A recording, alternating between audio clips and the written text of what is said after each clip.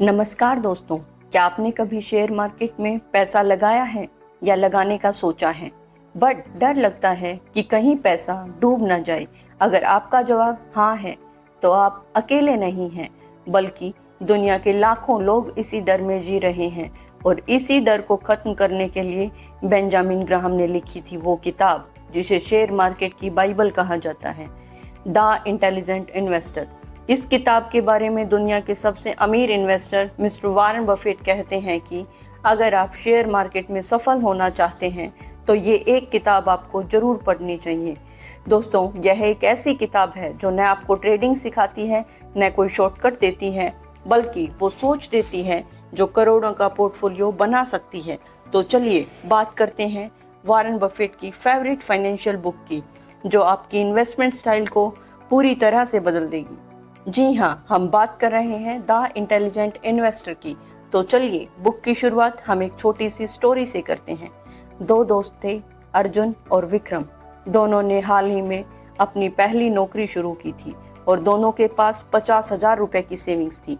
अर्जुन ने तय किया कि वो ये पैसा एक ऐसी कंपनी में लगाएगा जिसकी कमाई स्थिर है, बिजनेस मॉडल मजबूत है और भविष्य अच्छा दिखता है। उसने रिपोर्ट्स पढ़ी, एनालिसिस किया और लॉन्ग टर्म के लिए इन्वेस्ट किया। वहीं विक्रम ने चुना कि एक नया स्टॉक जो रॉकेट की तरह ऊपर जा रहा है, सब लोग उसी में पैसा लगा रहे हैं। बिना सोचे उसने भी अपना सारा पैसा उसी में डाल दिया। तो नतीजा पता है क्या निकला कि पहले कुछ दिनों में तो विक्रम ने पैसे बनाए, लेकिन फिर अचानक उस स्टॉक का दाम गिर गया और पैनिक में आकर विक्रम ने उसे बेच दिया और लगभग सारी सेविंग्स खो बैठा। और उधर अर्जुन का स्टॉक धीरे धीरे बढ़ता रहा। वो न घबराया न लालच में आया, सिर्फ समझदारी से बैठा रहा। तो यही है निवेश और सट्टेबाजी का फर्क। बेंजामिन ग्राहम कहते हैं कि एक रियल इन्वेस्टमेंट के लिए 3 चीजें जरूरी हैं: thorough analysis, promises safety of capital and an adequate return। ये बेंजामिन ग्राहम की बहुत मशहूर और गहरी बात है। तो चलिए इसे एक एग्जाम्पल से समझते हैं। जैसे रवि एक सही इन्वेस्टर है। उसने पहले उस कंपनी का बैलेंस शीट, बिजनेस मॉडल, डेब्ट लेवल और मैनेजमेंट सबको अच्छे से समझा।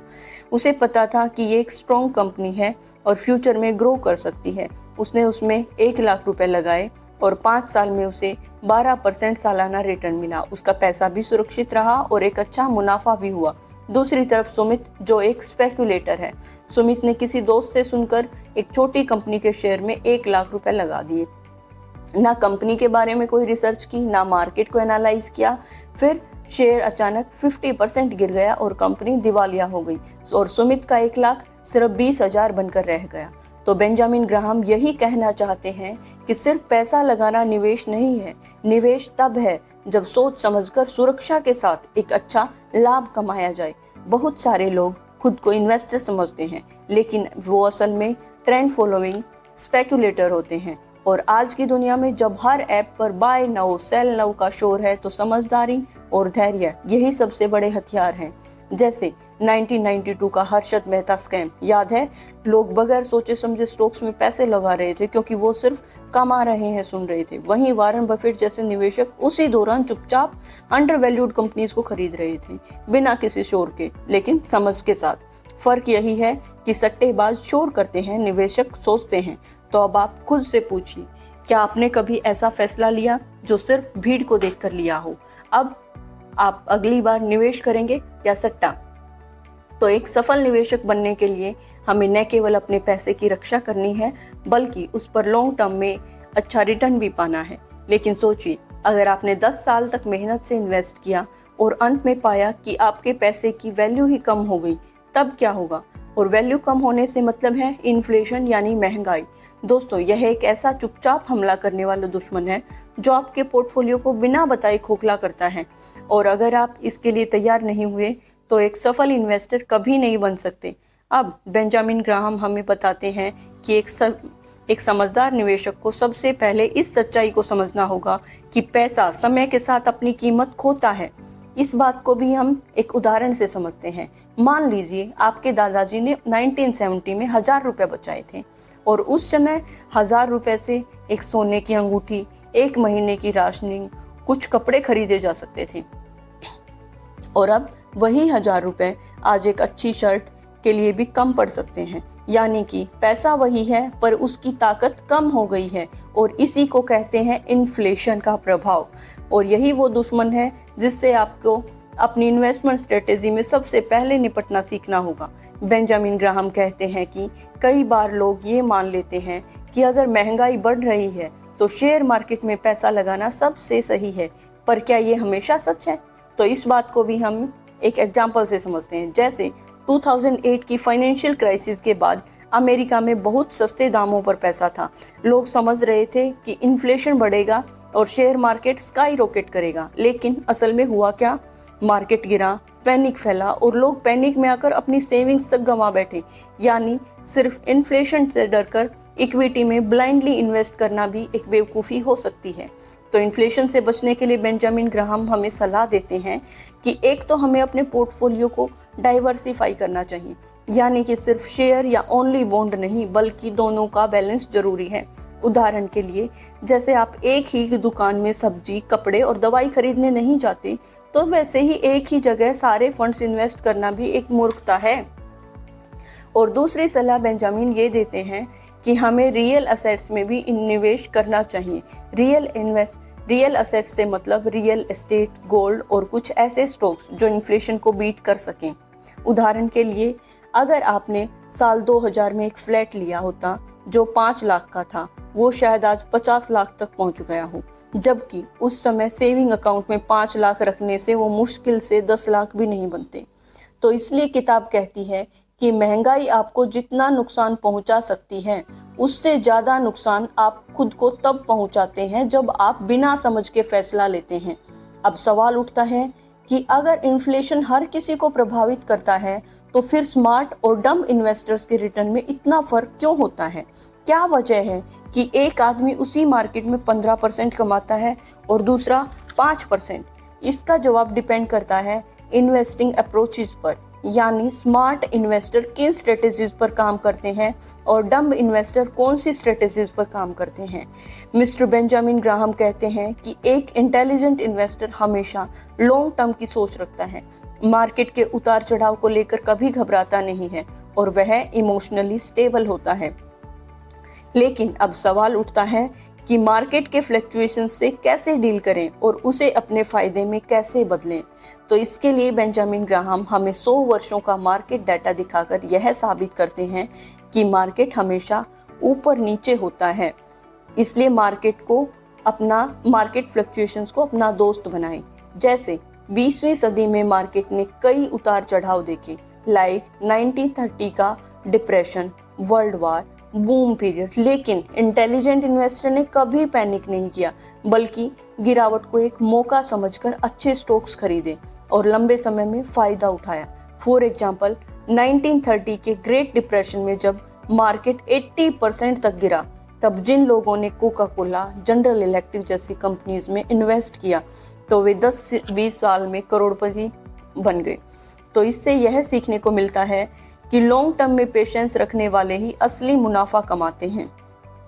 इसलिए हमें मार्केट को गैस नहीं करना चाहिए कि जैसे कि मार्केट कब गिरेगा और कब बढ़ेगा। ये काम एक जुआरी करता है, इन्वेस्टर कभी नहीं करता। जैसे मान लीजिए आप बारिश को रोक नहीं सकते, लेकिन आप छाता लेकर निकल सकते हैं। वैसे भी आप मार्केट क्रैश होने को रोक नहीं सकते, लेकिन स्ट्रॉन्ग कंपनीज में इन्वेस्ट करके नुकसान से बच सकते हैं। दोस्तों, जब मार्केट उफान पर होता है तब सबको लगता है कि अरे अब तो वो अमीर बन जाएंगे, लेकिन मिस्टर ग्राहम कहते हैं कि ये एक ट्रैप है। जब लोग लालच में आकर ओवर प्राइस्ड स्टॉक्स खरीदते हैं तब क्रैश होता है। जैसे जब सबने ईयर 2000 में बिना प्रॉफिट वाली इंटरनेट कंपनीज में पैसा डाला और जब वो कंपनीज फेल हुई तो करोड़ों लोगों ने पैसा गंवाया। इसलिए हमें वैल्यूएशंस यानी कीमत पर ध्यान देना चाहिए, ना कि इमोशंस पर। और एक अच्छे इन्वेस्टर को हिस्ट्री जरूर पढ़नी चाहिए ताकि वह बार बार वही गलती ना करे जो दूसरों ने की है। जैसे अगर कोई कंपनी 50 PE रेशो पर ट्रेड कर रही है, यानी कि बहुत महंगी है, और उसका रिवेन्यू स्टेबल नहीं है, तो उसमें पैसा लगाना गैम्बलिंग है, इन्वेस्टिंग नहीं। अब किताब सुझाव देती है कि जब सब लोग डर कर स्टॉक्स बेच रहे हों तब आप खरीदो, और जब सब लालच में आकर खरीद रहे हों तब आप होशियार बनो। तो दोस्तों, अब जब हमने यह सीख लिया कि मार्केट में फियर और ग्रिड हमेशा रहेगा, पर एक अच्छे इन्वेस्टर को हमेशा नॉइज से ऊपर उठकर लॉन्ग टर्म वैल्यू पर ध्यान देना चाहिए। आगे किताब हमें सिखाती है कि जनरल पोर्टफोलियो पॉलिसी क्या होनी चाहिए, यानी कि कितना पैसा इक्विटी में रखना है व कितना पैसा डेब्ट में लगाना चाहिए और क्यों। मिस्टर ग्राहम कहते हैं कि हर कोई शेयर मार्केट का जीनियस नहीं बन सकता। ऐसे बहुत सारे लोग हैं जो पूरा दिन शेयर मार्केट पर नजर नहीं रख सकते, टेक्निकल चार्ट्स नहीं समझते, रिस्क ज़्यादा नहीं उठाना चाहते। तो ऐसे लोग डिफेंसिव इन्वेस्टर होते हैं और उनके लिए ग्राहम कहते हैं कि उन्हें अपने पैसे को 2 हिस्सों में बांटना चाहिए, 50% बॉन्ड्स में व 50% स्टॉक्स में, और समय समय पर इसे रीबैलेंस करते रहना चाहिए। मतलब अगर स्टॉक्स की वैल्यू बहुत बढ़ गई हो तो उनमें से कुछ बेचकर बॉन्ड्स में लगा दो। अब सवाल उठता है कि 50-50% बांटना क्यों पावरफुल है, तो इस बात को हम एक एग्जाम्पल से समझते हैं। मान लीजिए रमेश ने 2020 में 10 लाख रुपए लगाए, उनमें से 5 लाख अच्छे स्टॉक्स में और 5 लाख एफडीज में। तो जब 2020 में मार्केट गिरा तो सिर्फ उसके स्टॉक्स का हिस्सा गिरा, लेकिन बॉन्ड्स स्टेबल रहे। बाद में मार्केट रिकवर हुआ और उसके स्टॉक्स ने हाई रिटर्न दिए, तो इससे उसे ना तो नुकसान बहुत बड़ा हुआ और ना ही मौका हाथ से गया।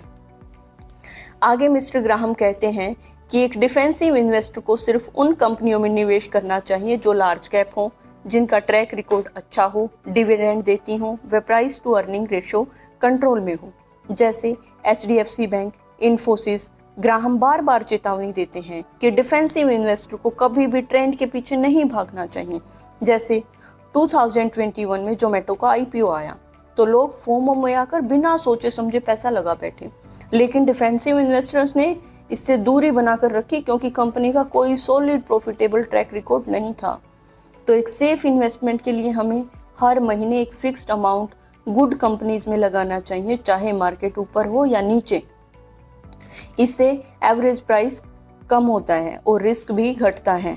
तो दोस्तों, यहाँ तक हमने एक सरल, सुरक्षित, स्थिर स्ट्रेटेजी के बारे में जाना, जो थी 50% बॉन्ड्स प्लस 50% स्टॉक्स। यह मेनली उन लोगों के लिए थी जो ज़्यादा रिस्क नहीं लेना चाहते, मतलब डिफेंसिव इन्वेस्टर्स के लिए। अब आगे किताब कहती है कि मार्केट की लहरें कभी शांत नहीं होते। कुछ लोग इन लहरों पर सवारी करते हैं व कुछ इनमें डूब जाते हैं, लेकिन एक इंटेलिजेंट इन्वेस्टर वह है जो तैरता है दिशा में सोच के साथ। यानी ग्राहम अब उस निवेशक की बात करते हैं जो थोड़ा ज़्यादा इन्वॉल्वमेंट चाहता है, वो व्यक्ति जो डिफेंसिव नहीं बल्कि एंटरप्राइजिंग बनना चाहता है, थोड़ा रिस्क उठाना चाहता है लेकिन समझदारी से। लेकिन एंटरप्राइजिंग इन्वेस्टर बनने का मतलब स्पेकुलेटर यानी सट्टेबाज बनने से बिल्कुल नहीं है, बल्कि इसका मतलब है कि आप कंपनीज की बारीकी से जांच करके उसकी फाइनेंशियल स्टेटमेंट्स को समझकर ऐसे मौकों की तलाश कर सको जहां बाकी लोग नहीं देख रहे।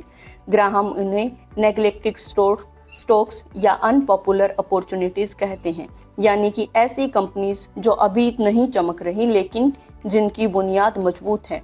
एंटरप्राइजिंग इन्वेस्टर बनने के लिए किताब में एक गहरा मंत्र दिया गया है कि जब लोग डर से स्टॉक्स बेच रहे हों तब एक इंटेलिजेंट इन्वेस्टर खरीदता है, और जब बाकी लोग लालच में आकर खरीद रहे हों तब वह शांत होकर बेच देता है। अब कहानी घूमती है उस गहराई की तरफ जहां ग्राहम एक और अद्भुत चीज सिखाते हैं कि मार्केट फ्लक्चुएशंस को दोस्त बनाओ, दुश्मन नहीं। इस बात को ग्राहम एक मिस्टर मार्केट के एग्जाम्पल से समझाते हैं। दोस्तों, मिस्टर मार्केट यहाँ एक ऐसा आदमी है जो रोज आपके दरवाजे पर आता है और अपने मूड के हिसाब से आपको आपकी ही कंपनी बेचने या खरीदने का ऑफर देता है। कभी बहुत ऊंचे दाम लगाता है उसके और कभी बहुत सस्ते, लेकिन समझदार इन्वेस्टर हर दिन मिस्टर मार्केट की बात पर रिएक्ट नहीं करता। वो तभी सौदा करता है जब प्राइस और वैल्यू के बीच में फर्क दिखे। तो अब आगे मिस्टर ग्राहम म्यूचुअल फंड्स की भी बात करते हैं और इन्वेस्टर्स को यह सोचने पर मजबूर करते हैं कि क्या उन्हें खुद स्टॉक्स चुनने चाहिए या ऐसे फंड्स में इन्वेस्ट करना चाहिए जो प्रोफेशनल्स चलाते हैं। वो साफ साफ कहते हैं कि past performance is not a guarantee of future results. यानी कोई म्यूचुअल फंड पहले अच्छा चला है इसका मतलब यह नहीं है कि वह आगे भी वही करेगा। रियल लाइफ में जैसे कई लोग SIPs और फंड्स में ब्लाइंड फेथ से पैसा डालते हैं, वैसे ही ग्राहम चेतावनी देते हैं कि हमें ब्लाइंड फेथ से नहीं बल्कि क्लियर एनालिसिस करके ही पैसा डालना चाहिए। अब एक और अहम मुद्दा उठता है इन्वेस्टमेंट एडवाइजर्स का। ग्राहम यहाँ बहुत प्रैक्टिकल बनकर कहते हैं कि एडवाइजर वही अच्छा है जो आपको इमोशनल डिसीजंस से बचाए, ना कि वो सिर्फ कमीशन कमाए। इस बात को हम एक रियल लाइफ एग्जांपल से समझते हैं। मान लीजिए एक नॉर्मल इन्वेस्टर किसी बुल मार्केट में घबराकर ओवर इन्वेस्ट कर देता है और जब क्रैश आता है वो सब बेचकर बाहर हो जाता है। एडवाइजर का काम है उसे संभालना, ना कि और कंफ्यूज करना। ग्राहम यही समझाते हैं कि समझदार निवेशक किसी के कहने पर पैसा नहीं लगाता, वो खुद सोचता है, खुद समझता है और तब पैसे लगाता है। हर इन्वेस्टर को बेसिक सिक्योरिटी एनालिसिस आनी चाहिए, चाहे वो डिफेंसिव हो या एंटरप्राइजिंग इन्वेस्टर। लेकिन यहाँ ग्राहम साफ कहते हैं कि एक अच्छा इन्वेस्टर बनने के लिए आपको ब्रिलियंट होने की ज़रूरत नहीं है, बल्कि डिसिप्लिन्ड होने की ज़रूरत है। बेंजामिन ग्राहम अब हमें उस मोड़ पर लाते हैं जहाँ इन्वेस्टर को सिक्योरिटी एनालिसिस सीखनी ही पड़ती है। वो समझाते हुए कहते हैं कि हर कंपनी जो चमक रही है वो सच्चा सोना नहीं होती। कई कंपनियां अपने प्राइस शेयर अर्निंग को मैनिपुलेट करती हैं, यानी कागज पर मुनाफा दिखाने के लिए अकाउंटिंग के खेल खेलती हैं। वो सचेत करते हैं कि सिर्फ EPS यानी अर्निंग प्राइस शेयर देखकर निवेश करना वैसे ही है जैसे किसी इंसान को सिर्फ उसकी फ़ोटो देखकर शादी का प्रस्ताव भेज देना। किताब कहती है कि इन्वेस्ट करने से पहले हमें कंपनी की हिस्ट्री, कैरेक्टर, उसका प्रॉफिट कैसे बना और वो कितना टिकाऊ है, ये सब भी देखना चाहिए। अब कहानी आती है अगले हिस्से पर, 4 कंपनियों की तुलना, जिनमें से कुछ दिखने में बहुत आकर्षक थी लेकिन अंदर से खोखली निकली। तो बेंजामिन कहते हैं कि अगर आप बस नंबर्स के जाल में फंस जाओगे तो कंपनियों के झूठे वादों और आकर्षक दिखावे में फंस सकते हो। किताब में डिफेंसिव व एंटरप्राइजिंग इन्वेस्टर के लिए अलग अलग स्टॉक सिलेक्शन रूल्स बताए गए हैं। डिफेंसिव इन्वेस्टिंग के लिए लार्ज कैप कंपनीज, मजबूत इतिहास, रेगुलर डिविडेंड और वैल्यू के अंदर बाय।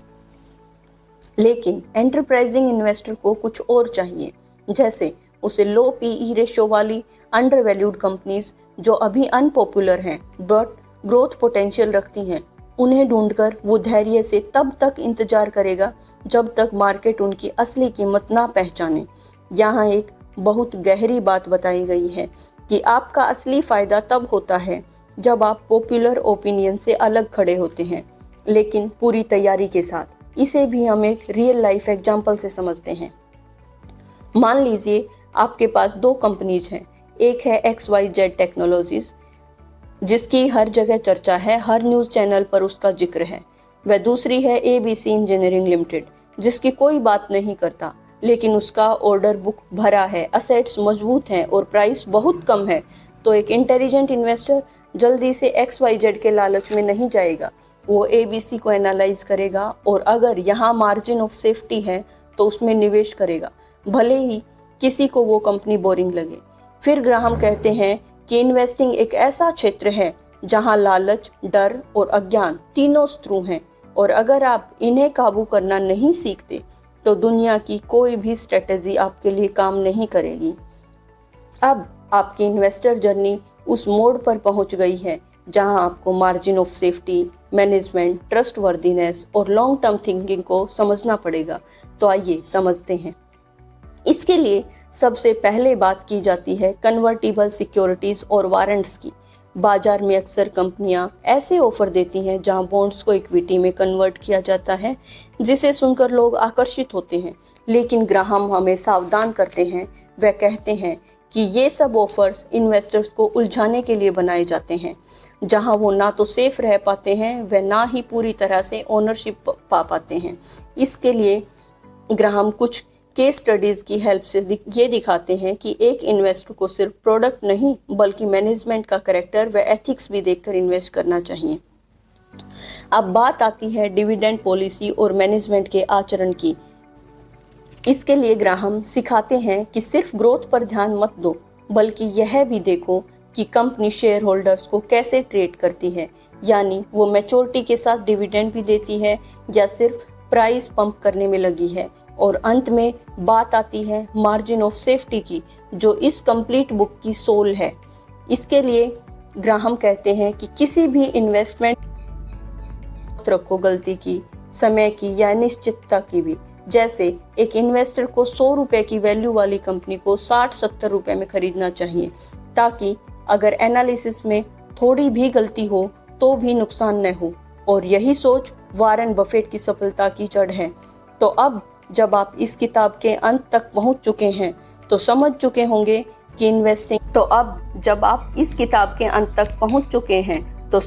होंगे कि इन्वेस्टिंग सिर्फ नंबर्स का खेल नहीं, यह एक मानसिक और नैतिक यात्रा है। अब इस किताब से आपको कुछ गहरी और लाइफ चेंजिंग सीखें दी जा रही हैं, जिन्हें आप अपनी इन्वेस्टिंग जर्नी में अप्लाई करके खुद को सक्सेसफुल बना सकते हैं। फर्स्ट है, बाजार आपका नौकर है, मालिक नहीं। तो इसलिए आपको उसके हिसाब से नहीं चलना है, बल्कि सोच समझकर, धैर्य व विवेक के साथ फैसले लेने हैं, भीड़ को देखकर नहीं। सेकंड है, इन्वेस्टमेंट एक सेल्फ कंट्रोल का एक्ट है। जैसे शेयर बाई करना तो आसान है, लेकिन उन्हें पकड़े रहना तब मुश्किल होता है जब सब बेच रहे हों। इसलिए जो खुद को कंट्रोल कर ले वही विनर होता है। थर्ड है, रिटर्न पाने की जल्दी ही सबसे बड़े खतरे में हमें डाल देती है। इसलिए हमें याद रखना चाहिए कि वारेन बफेट भी अरबपति 60 साल की उम्र के बाद बने। तो दोस्तों, स्मार्ट इन्वेस्टर वो नहीं होता जो सबसे तेज सोचता है, बल्कि वो है जो सबसे कम गलतियां करता है। पैसा कमाना एक स्किल है, लेकिन उसे संभालना भी जरूरी है। तो दोस्तों, शेयर मार्केट में सफल होने के लिए आपको किसी एक्सपर्ट की नहीं, बल्कि खुद की समझ और धैर्य की जरूरत है। अब फैसला आपका है, आप पैसा कमाएंगे या भीड़ के साथ सिर्फ दौड़ते रहेंगे। अगर वीडियो पसंद आई हो तो चैनल को सब्सक्राइब करना ना भूलें, व वीडियो को लाइक करें, शेयर करें। धन्यवाद।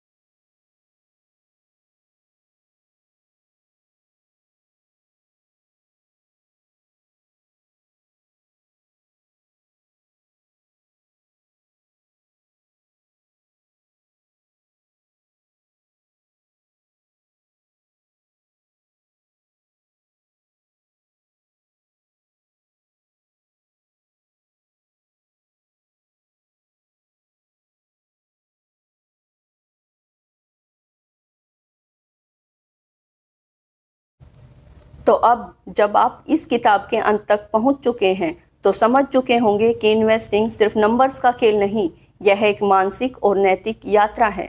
अब इस किताब से आपको कुछ गहरी और लाइफ चेंजिंग सीखें दी जा रही हैं, जिन्हें आप अपनी इन्वेस्टिंग जर्नी में अप्लाई करके खुद को सक्सेसफुल बना सकते हैं। फर्स्ट है, बाजार आपका नौकर है, मालिक नहीं। तो इसलिए आपको उसके हिसाब से नहीं चलना है, बल्कि सोच समझकर धैर्य व विवेक के साथ फैसले लेने हैं, भीड़ को देखकर नहीं। सेकंड है, इन्वेस्टमेंट एक सेल्फ कंट्रोल का एक्ट है। जैसे शेयर बाई करना तो आसान है, लेकिन उन्हें पकड़े रहना तब मुश्किल होता है जब सब बेच रहे हों। इसलिए जो खुद को कंट्रोल कर ले वही विनर होता है। थर्ड है, रिटर्न पाने की जल्दी ही सबसे बड़े खतरे में हमें डाल देती है। इसलिए हमें याद रखना चाहिए कि वारन बफे भी अरबपति 60 साल की उम्र के बाद बने। तो दोस्तों, स्मार्ट इन्वेस्टर वो नहीं होता जो सबसे तेज सोचता है, बल्कि वो है जो सबसे कम गलतियां करता है। पैसा कमाना एक स्किल है, लेकिन उसे संभालना भी जरूरी है। तो दोस्तों, शेयर मार्केट में सफल होने के लिए आपको किसी एक्सपर्ट की नहीं, बल्कि खुद की समझ और धैर्य की जरूरत है। अब फैसला आपका है, आप पैसा कमाएंगे या भीड़ के साथ सिर्फ दौड़ते रहेंगे। अगर वीडियो पसंद आई हो तो चैनल को सब्सक्राइब करना ना भूलें, व वीडियो को लाइक करें, शेयर करें। धन्यवाद।